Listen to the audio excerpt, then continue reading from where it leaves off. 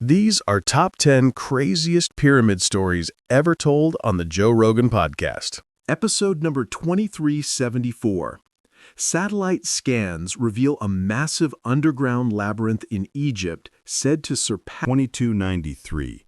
Massive underground structures have been detected beneath the Great Pyramid of Giza, over 600 meters deep and still unexplained. 1897, Randall Carlson and Graham Hancock argued that the Great Pyramids may reflect lost ancient technology, far beyond what modern archaeology accepts. Now, the Great Pyramid of Giza is probably the most stunning of all these ancient structures. And the stones are immense, and some of them were cut from a quarry that's hundreds of miles away. How do you think they did that? Well, some of them, the granite in the Great Pyramid comes from more than 500 miles to the south. If you look at the famous King's Chamber, its walls and its roof are, the ceiling of the King's Chamber are all made with gigantic granite blocks. Stunning detail. Stunning detail. Those blocks on the roof of the King's Chamber weigh 70 tons each. Now, Egyptologists will tell you that, they could move heavy blocks because they put them on wet sand and they push them along on wet sand. Well, maybe if you're just at ground level, that will do. But when you're 350 feet above the ground, as you are in the King's Chamber, that won't do at all. I don't know how they did it. All I know is they did it. I don't think anybody knows how they did it, how they lifted those stones, how they brought them up to that level. I think we're looking again at a lost technology. And it was this ancient apocalypse 12,800 years ago that wiped that from the human memory banks almost completely, not entirely completely because there were survivors, but removed most of it. Randall will tell you, sea level rise, it creates a powerful high energy zone. Mm-hmm. Anything that was existing on those flooded coastlines has just been pounded to hell. I mean, talk about it, Randall. Well, yeah, I mean, it's going to be a lot more energetic than now. I mean, imagine your sea level rising at 3 or 4 times at least faster than we've seen rise in the last century. And within there juxtaposed are these episodes of very rapid sea level rise. So you're talking about a very energetic intertidal zone. And anything that's there, short of large megalithic blocks, is going to be utterly obliterated by the time the process is through. And I think that this is one of the things that, the archaeologists and the prehistorians, people are looking at that, have failed to take into account the severity of these events we're talking about. Because the question always is, where are the artifacts? Where's the pottery? Where is the evidence that this civilization existed? And I have 2 responses to that. One, you don't realize the extent of the total remodeling of this planetary surface that took place. Because, I mean, we could get into some of the stuff here. I have tons of images where I think maybe we'll get a chance to pull up a couple of really awesome drone footage here before we're done. But once you begin to wrap your head around this, you go, really? It's like, imagine that you drop an atomic bomb on a city and it completely obliterates it. And then a short while later, you drop another one on the same place. What's going to be left? And then 10,000 years, 20,000 years goes by. What are you going to find? What are you going to look for? It's going to be just rubble that gets reincorporated just into the geological stratum, and it's going to be very difficult to differentiate, for example, from what's called a conglomeratic rock, which is basically we have just a huge jumble of broken rock cemented together. Right? Now, within there could be all kinds of stuff that's not even recognized as being artificial in the sense that humans had anything to do with it. The other thing is when we talk about these ancient technologies, if we're only looking for a mere reflection of ourselves, we could overlook it completely because I think there's evidence that exists now. I mean, some modern researchers whose work has been buried or suppressed, I think we're getting very close to rediscovering some of the things that our ancient ancestors were up to. And maybe this would be worth a whole show in itself. We could dive into this, and I don't want to get into that today. But what kind of technologies are you talking about? Well, I shouldn't really get into that. Get into it. Get into Come it, on. Randall. We got to get into it. Okay, well. We've opened the door, sir. Okay. Well, okay. The passing of the HDMI cable. The passing. A sacred moment. Well, there are people out there now who have been working on trying to rediscover that. And again, I don't want to digress too much into this now because I would really rather be able to give a whole treatment of it, and it might kind of derail us a little bit from this. But there are people who've been working on these things for decades now, basically in secret. And I've had the privilege of talking to some of these people over the last 6 or 7 years. And right now, as we're speaking, there's a group of people who are basically going to open source a whole lot of stuff in the next 3 months, so it can never get suppressed again. And that's why I'd like to come back and talk in more detail. Well, I'd love to have you come back and talk about it, but we got to talk about it a little bit now.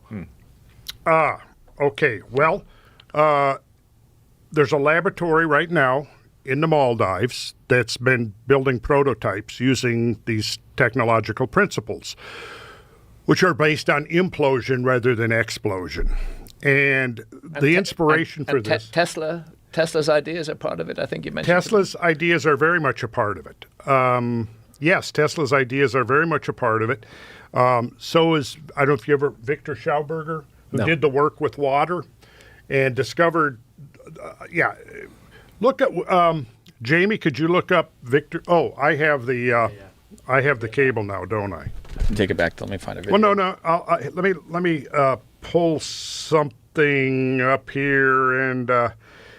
I think the key thing is we're looking at technologies that are not the same as ours. Yes. And that's partly that's why archaeologists can't see them, because they're looking for us in the past, and they're not open to the possibility that there are whole other kinds of technology that could be used. Right. I always go back to the ancient Egyptian traditions that speak of priests chanting as these huge blocks were lifted into the air. Were they using some kind of sound effect, some kind of use of sound that was able to manipulate matter? We know that sound can manipulate matter, as a matter of fact, but they're lifting these blocks. Again and again, it appears in ancient Egyptian traditions. The notion that we could lift huge blocks with sound seems absurd to archaeologists, and yet it's there in the traditions of the Egyptologists. And what Randall's talking about now is people who are working on a whole alternative path of technology. And maybe that's a rediscovery of the kind of technologies that were used by a lost civilization. I think that's what's important about what you're saying, is that we have this very limited idea of technology based on what we've experienced. Yeah. But if you had anatomically similar human beings that lived for thousands and thousands of years. Stuff just keeps on getting older. If you think about the amount of progress that we've achieved as modern humans just in the last few hundred years, if you go back 400 years to now, it's a stunning amount of achievement. Absolutely stunning. And if you have a completely different path of technology, one that's not utilizing internal combustion engines and cranes and the like that we experience leverage, today. Mechanical advantage, everything that our tech is based around. Something that's insanely advanced, tens of thousands of years of a different path. Yeah. And that may be what we're looking at. And that may begin to explain these otherwise inexplicable monuments that have survived. Jamie, do I need... There we go. This is the work of Nikola Tesla. And he was... Again, this is way too much for us to get in today. That's why we need to devote a whole session to talking about this. Okay. But this was the inspiration. You know, his work was suppressed. A lot of his patents were taken, sealed up by the U.S. government for whatever reason. I don't know. But this is some of the stuff that's now being developed using his ideas plus some of the others. This is the man I've been talking to for the last 7 years. Malcolm Bendall? Yes. And again, I don't want to get into it today, but like, here's an example of what they're doing. This is a generator that has no moving parts. It's all based on geometry, pure geometry. Mm-hmm. And here's the basic idea, as I think I understand it at this point. Resonance frequencies. Everything vibrates. Have you ever, like if we had an electric razor, we plugged it in, turned it on, set it on this table, it's going to move around, isn't it? You ever seen that? Yeah. That's the beginning of the concept because it's vibrating. Everything vibrates at a frequency, and if you know that frequency, you can control things. And I think that's the basic idea of what we're looking at here. And it's all based upon the ancient numbers. And they're developing technologies right now, and they have been. I was recently contacted and given the go-ahead that I could talk. I've been sitting on this for 7 years without talking about it because they asked me not to talk about it until they had their patents in place and their licensing. That's all happened since last summer. So we're now free to talk about it. So that's what I'm saying. I think it would be a good idea to get me back on here. We can look at it. I'm going to lay this on Graham so he can look at it too, because I really want to get Graham's feedback on this. I mean, would it be fair to say that there's an element of a rediscovery of a lost technology from the past? I think it would be fair to say that, yes. Yeah. And so through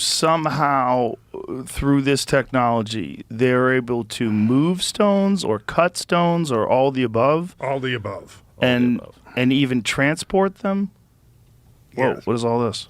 Well, this is the model, and this is diagramming all the frequencies of the elements and what their vibrational frequencies are and the numbers that measure those frequencies. And they're all the numbers we get from looking at these ancient traditions that recur over and over and over again, that I've been talking about in my sacred geometry classes for decades without knowing what the final result was going to be. So this inventor who's working with this small group contacted me, and this is what he told me. He said, you built the foundation. He said, you laid the foundation with your work on ancient geometry, and I built a house on top of it. That's what he said. Nice. So for 7 years, he's been supplying me with all the information. I have copies of all the patents. I have videos of the testing of the prototypes. And Mazda, the car manufacturer in Japan, is getting ready to do a $25 million testing of some of these prototypes that they believe they can retrofit internal combustion engines with. And there's over 100, they've developed over 100 patents on some of this stuff. And it's amazing. And what would be the fuel? Well, plasmoids. Plasmoids, as it says here, are donut or toroidal-shaped clusters of net protons or net electrons that once captured and placed into a toroidal orbit are capable of absorbing, storing, and releasing enormous amounts of energy within their self-generated and structured electromagnetic containment field. Plasmoids, in effect, function as an atomic battery that can be self-charging due to its ability to convert matter to available clean energy. So it's a lot to get into, and I think it would take us kind of off what we're here to talk about today. At least what's promising is that there is some, at least, research or understanding. And it's actually quite mature at this point. And in order to avoid the kinds of fate that befell Tesla and Reich, Robert Oppenheimer, Victor Schauberger, and so many others that were working in these fields, all kind of converging on this same insight. It's been conducted in secret. The laboratory that they've been developing this is in the Maldives, so that it's been immune from government interference. And now I think it's about ready to go the next. Now, what is the motivation of the suppressing of this information? I think in case of Tesla, wasn't it military, the fear of military applications? I also think that, there are huge corporations that have very large investments in a particular path of technology, which is ours. Right. And for somebody to come up with a whole new path of technology, it's very threatening to them. And much better from their point of view to suppress it, or if they can't suppress it, to kind of buy it and hide it, and keep things on the track that they're on now. I would say that's the motive. And maybe for people that are curious about this and maybe even skeptical, consider the massive change that nuclear power provided us. Whereas before the 1940s, this was unheard of. Yeah. This even the concept of it. And all of a sudden now we have nuclear power, nuclear weapons, the most profound power known to man currently. God help us, it's a power for use by adults, but unfortunately it's delinquent children who are leading our world right now. The leaders of our planet, the politicians out there, They're just complete arseholes. I can't think of any of them who I feel any respect for whatsoever. And it's they who are in charge of this frightening, terrifying technology. We just aren't mature enough as a civilization to manage technology like that. You have to get that level of maturity. In episode 1284, Graham Hancock argues a lost advanced civilization existed before the Ice Age. Well, I think people can develop these patterns of behavior that are destructive with anything, whether it's with alcohol or cannabis or, Yes. sex or anything. People get in ruts. Yeah. And, it doesn't mean that the cannabis is bad. It means that you are on a bad mental path. Yes, exactly. And I'm not encouraging it for everybody because some people it genuinely biologically doesn't jive with them. Yeah. But the fundamental thing is we as adult human beings need to take responsibility for our own lives and our own decisions. And we need not hand that responsibility over to governmental institutions, especially when it concerns something as intimate and personal as our consciousness. And my view is the ancient world had the right attitude to this kind of thing, and the modern world does not, and that we can sit down and learn a lot from the ancient world. A lot of people ask me, Hancock, you've been arguing that there's been a lost civilization in the human story, but what sort of civilization do you think it was? Well, one of the things I think is it was a civilization that used psychedelics. I think it was a civilization that emerged from shamanism, but did not stay at the hunter-gatherer stage, but that took the essence of shamanism and integrated it into a very different kind of civilization from our own, which pursued things in different ways.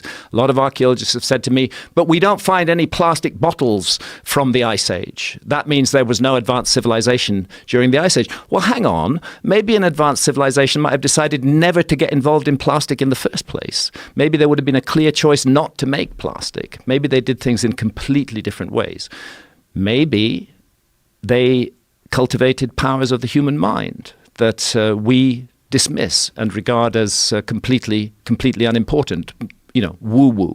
Yeah, this is the thoughts about Egypt, correct? It's about Egypt and about other things. I mean, the specific example I give is above the King's Chamber in the Great Pyramid are 5 further chambers. And these chambers are roofed and floored with granite beams that weigh about 70 tons each. And there are hundreds of them. And these 70-ton granite beams, which to put in context, a 70-ton beam is equivalent in weight to 35 large SUVs. These 70-ton granite beams have been elevated to a height of more than 350 feet above the ground and carefully and precisely placed in position. It is very hard for archaeologists to explain how that was done using purely leverage and mechanical advantage. You can say, perhaps they built a ramp and hauled the stones up the ramp. But then you have to confront basic laws of physics. You can't haul a stone weighing tens of tons up a slope that exceeds 10 degrees. Then you start doing the calculation. How long a ramp do I need with a 10-degree slope to get to 350 feet above the ground? And the answer is you need a fucking long ramp, which should still be there, because it couldn't have been a sand ramp. It would have collapsed under the weight of those stones. It had to be as massive as the pyramid itself. So this begins to seem like an absurd idea, the idea that is foisted on us by archaeology. Maybe the idea that they regard as absurd, namely that psychic powers were cultivated by ancient civilizations, that they could use powers of the human mind that we have allowed to lapse, maybe that idea deserves further consideration. We have gone down a path of leverage and mechanical advantage. We're used to relying on machines, but we hear anecdotal reports of people who have telekinetic powers, who can move things with their minds, of people who have telepathic powers. And our automatic reaction is to just dismiss all of that because science says it's impossible, because science regards consciousness as local to the brain and doesn't see how it can exert itself outside of that. But maybe we should open up to those possibilities, that we're dealing with a very different kind of culture that used techniques that we have allowed to lapse. And maybe we could wake those techniques up again. Maybe the ability of human beings to do almost superhuman things is resident within all of us, but sleeping. Well, it's pure speculation that they use some sort of a telekinetic power, but it's Pure absolute, speculation. But it's absolute that they did something that we don't understand.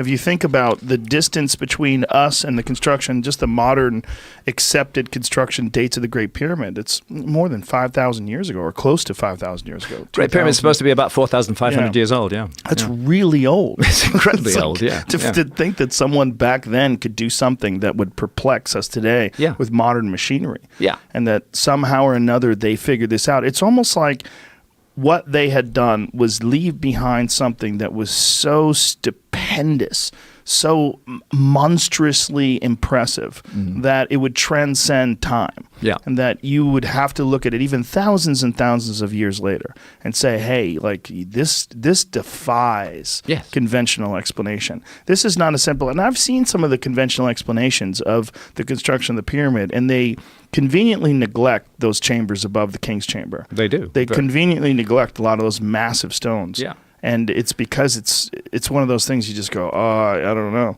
What is this, Jamie? There are the chambers is, above the king's chambers, and each one of those floors consists of a row of 70-ton granite blocks that have been raised 350 feet above the ground, and not only that, but brought from Aswan in the south of Egypt, 500 kilometers south of the Great Pyramid. So, if there's any time in history where you could go in a time machine and go back and observe, would that be the time?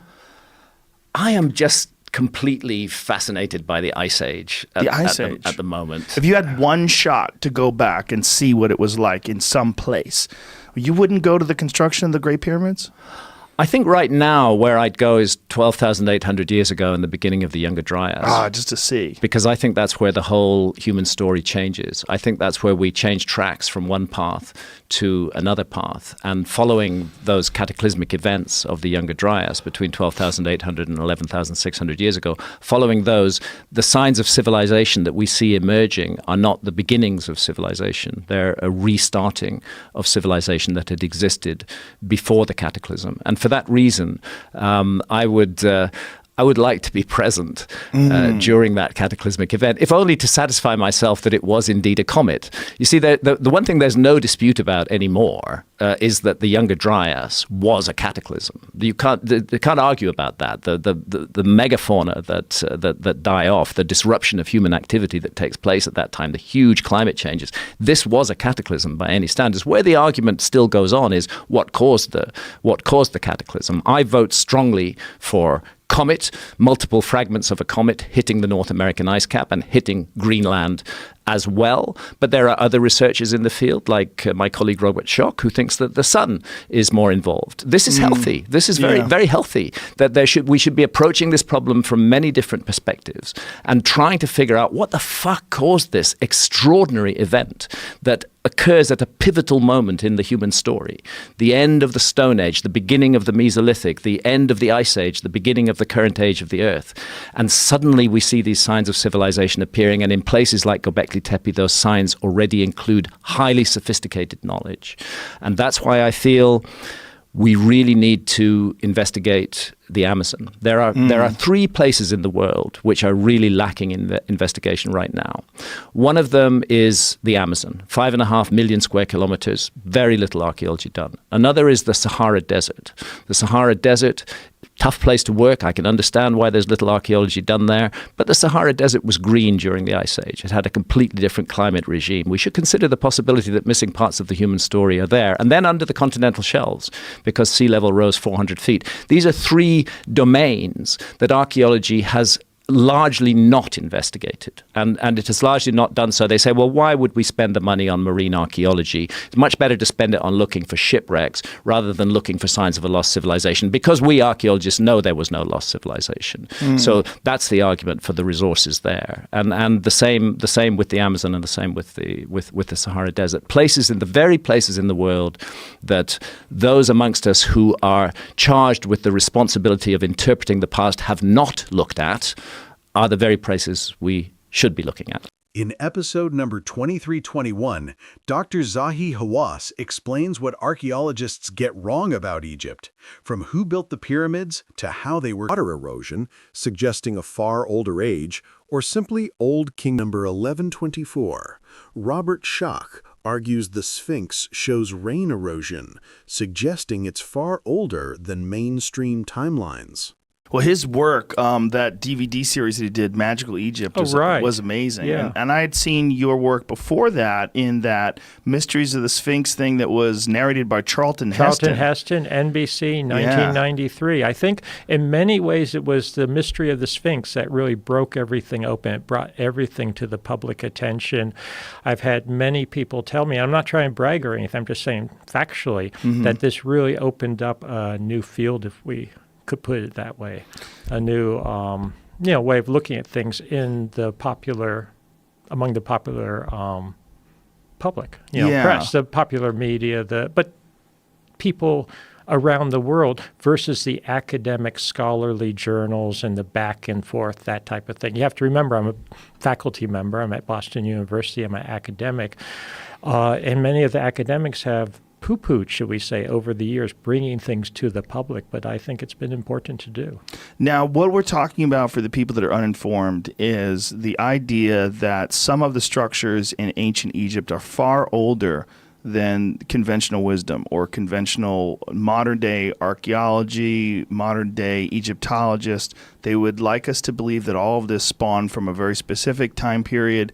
And people like John Anthony West and yourself and some other folks like Graham Hancock are proposing that it's entirely possible that there were many different eras of construction in Egypt and that there are some structures that are far, far older than we think. Yeah, exactly. And this, what I was alluding to, is this really opened up with our work on redating the Great Sphinx. Yes. And I think you know the story, but maybe just to summarize in the smallest of nutshells, John Anthony West, before I met him, he became a follower, should we say? Or I shouldn't say follower because that sounds wrong. That sounds like it's a religion dogma. But he became interested in the work of the late Schwaller de Lubitsch, who passed away in 1961. But he had mentioned in one line that the Sphinx had been weathered by rain. I would say precipitation as a geologist, not wind and sand. So this, if it were true, and it is true, would put the Sphinx back to a much earlier period, which would tie in with Schwaller's work and John Anthony West's subsequent work, that there were indications that dynastic Egypt as we know it, going back to about 3000 BC, was really a legacy of what I call now an earlier cycle of civilization, something that goes back much, much earlier, which at this point I date back to the end of the last ice age.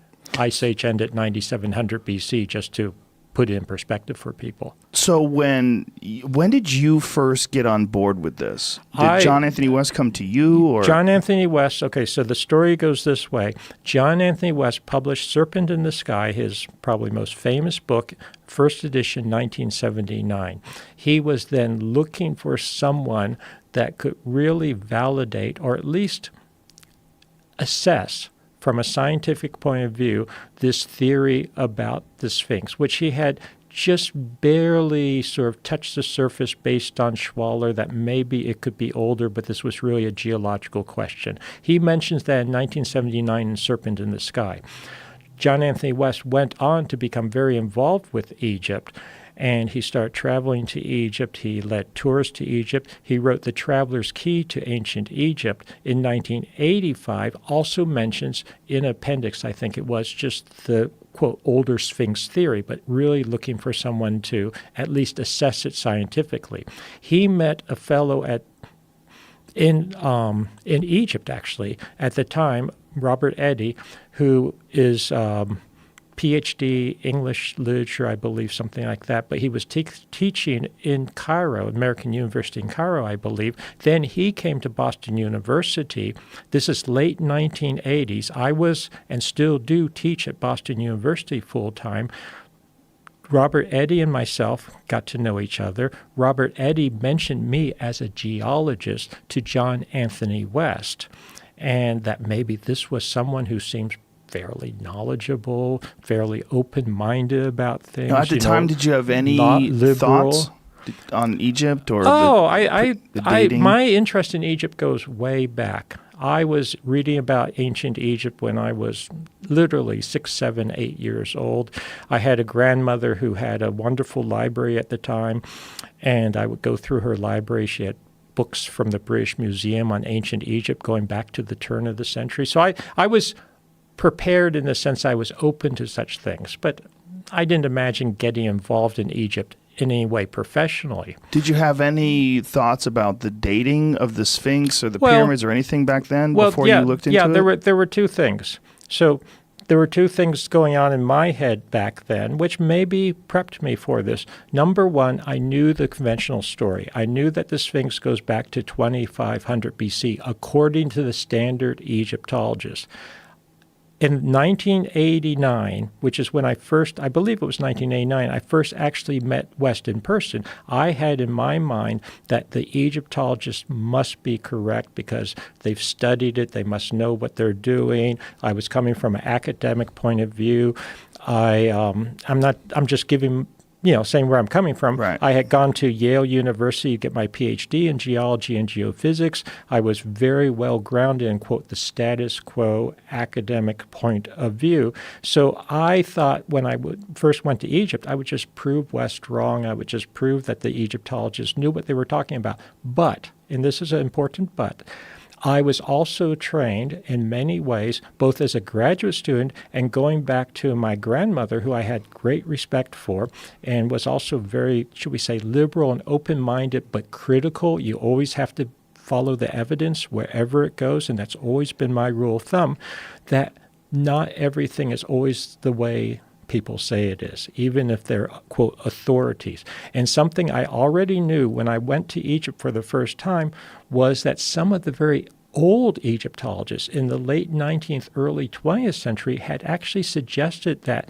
just the way it looks, the feel of the Sphinx, not based on hard evidence really, that maybe it was older than the pyramids, that maybe it goes back earlier. So I felt that it wasn't all said and done and, pat and sound that the Egyptologists necessarily knew what they were talking about in modern times, because some of the earlier Egyptologists, who they held in very high respect supposedly, had said different things. Secondly, and I hate to bring this up, but I will because it's part of the background, my grandmother, who I mentioned a second ago, was a theosophist. And if you know anything about theosophy, it also suggests that, maybe there's things that go back earlier. What is a theosophist? A theosophist, it's how do I explain it? Have you heard of Blavatsky, Madame Blavatsky? No, okay. Whoop, I'm losing my headphones. Theosophy was founded in the late 19th century. It questioned a lot of the materialistic values, a lot of the dogma of science of the time, of religion of the time. It looked to the East in particular, to other philosophies, other worldviews. So basically, it was a way. This is what it did for me, at least. And I'm not a theosophist. I don't want to say I'm a theosophist. But reading theosophical works on top of everything else allowed me, I think, to expand my horizons and to see that maybe the dogma of the day is just that, the dogma of the day, that there are other possibilities. And not that we accept something just because someone said it or because it's old or because it's this religion or that religion or that's supposed to be an ancient culture. But no, you keep everything open, you look at the evidence, and that's really where I was coming from. But my point is that even in the late 1980s, early 1990s, when I first got involved with this, if I looked at it critically, the evidence was not that definitive for the age of the Sphinx. So I was going in with open-minded possibilities, but honestly, when I first went to Egypt with John Anthony West in 1990, I thought, before I got off the plane, that this would be simple, open and shut case. I would prove him wrong in the sense of his assertions that maybe the Sphinx was older. I had no doubt at the time that my colleagues in Egyptology must know what they're talking about, and all of that changed literally within 30, without exaggerating, 30 to 120 seconds of first seeing Really? the Sphinx. Yeah, it really did. What was your first impression? Because my first impression of the Sphinx was, now that I saw it on the ground, in person, there was something wrong with the Egyptological dating. Because when you look at the Sphinx, as a geologist with a geological eye, this was not weathered by wind and sand. This was not desert erosion and weathering that I saw on the Sphinx, the body of the Sphinx, which is very difficult to tell because it's been heavily repaired and reworked, but particularly on the walls of what are known as the Sphinx enclosure. The Sphinx enclosure is important because it preserves a lot of the details. And if the audience has not been to Egypt, they should realize that when they carved the Sphinx, it's all solid bedrock. Only the head initially was above the ground surface. They carved down into the rock to free up the body, what I call the core body of the Sphinx.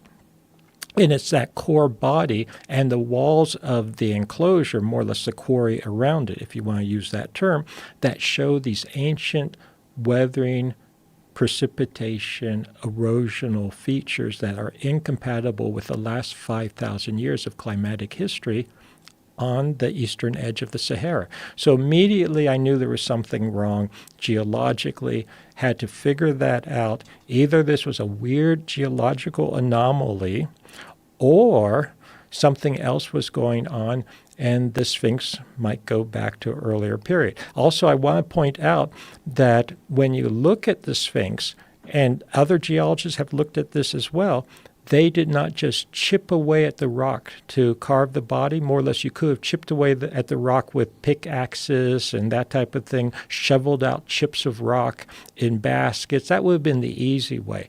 What they did is they carved out huge blocks of stone. And when I say huge, we're talking multi-ton, tens of tons, some of them maybe over 50 tons or more of limestone.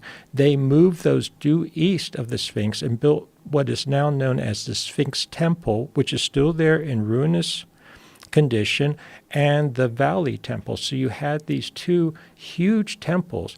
And what is interesting, a lot of people don't realize this or they don't think about it. I think those constructions, which are contemporary with the oldest portion of the Sphinx, in some ways are more impressive if you think about the technology and what went into constructing them than the age of the Sphinx itself. So it's not just the Sphinx, it's also these limestone temples that are associated with it and were built contemporaneously. So Jamie pulled up two photos here. The first one that he pulled up was a computer image that showed the Sphinx and showed... Okay, I'm looking at it now, yes.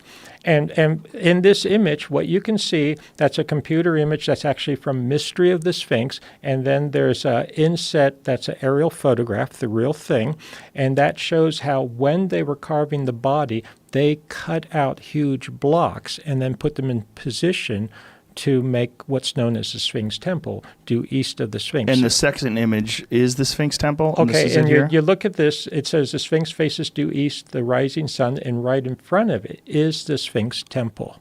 So this is a humongous temple made out of these huge blocks of stone, which were carved out when they carved the body of the Sphinx. And here you see in this image another picture of the Sphinx Temple. And so these erosion and features that you're looking at here. And you can see how big they are. You can see how big they are. They're enormous. Okay, these erosion features on the blocks, don't worry about them for the moment. Okay. Let's go back to the Sphinx enclosure itself. It's a Sphinx enclosure where you see the rolling, undulating profile, the erosional features. Here you see it in that picture, the vertical fissures, and I know you're familiar with this personally because I've heard you talk about it with John Anthony West, that can only be caused by precipitation. The rocks are like a layer cake, so it takes out the softer layers, it recedes the softer layers, some of the harder layers stick out further, but the water also finds its way down crevices and cracks, natural features that are slightly softer, and it forms these vertical fissures. I want to make the point because a lot of people get confused. They say, couldn't it be rising Nile floods? No. Geologically, that would give a very different signature on the rock. It's not floods coming up from the bottom. It's actually precipitation and rainfall runoff coming from above. And rainfall for thousands of years? Well, there's two aspects here. It could be thousands of years. It could be much stronger rainfall, huge flash floods, that type of thing. And part of the story that I hope we'll get to is that initially, I'm jumping around here a little bit. No worries. But initially, I was thinking 5,000 to 7,000 BC. That was very conservative based on the geological data, based on the seismic, which we have to get to also. But now I believe we're talking prior to 9,700 BC for the original construction of the Sphinx, and we can talk about why the dating. And at 9,700 BC, we have the end of the Younger Dryas, the end of the glacial epoch, the end of the last ice age. I have now put together the story based on evidence. And whenever I say I believe something or I think something, it's always based on evidence that I've been piecing together, that what we had ending the Younger Dryas, ending the last ice age, was a huge eruption from the sun, a huge solar outburst, huge climatic changes, which put, among other things, a lot of precipitation, a lot of moisture into the air, which came down as precipitation with huge floods, huge, essentially thunderstorms, et cetera. And I think a lot of the initial erosion that we still see on the walls of the Sphinx enclosure go back to that period. So you had the situation where you would get this incredible weathering and erosion, and then it continued for thousands of years after that and was reinforced until you had the Sahara coming in relatively recent times, in geologically Holocene times. The Sahara Desert, the Sahara Desert, yes. So before that, it was some sort of a rainforest. It's savanna to rainforest. It actually varied over time, and before that, it was very fertile savanna, lots of plants there. People have seen it even in popular movies and whatnot, how the Sahara at one point had water and all kinds of animals. That's before the end of the last ice age, before these incredible changes that we have at 9,700 BC. So that's where the Sphinx, I think the original Sphinx, goes back to that time period, and that's what the Egyptians called Zeptepi. This was a first time for them, or what I call an earlier cycle of civilization.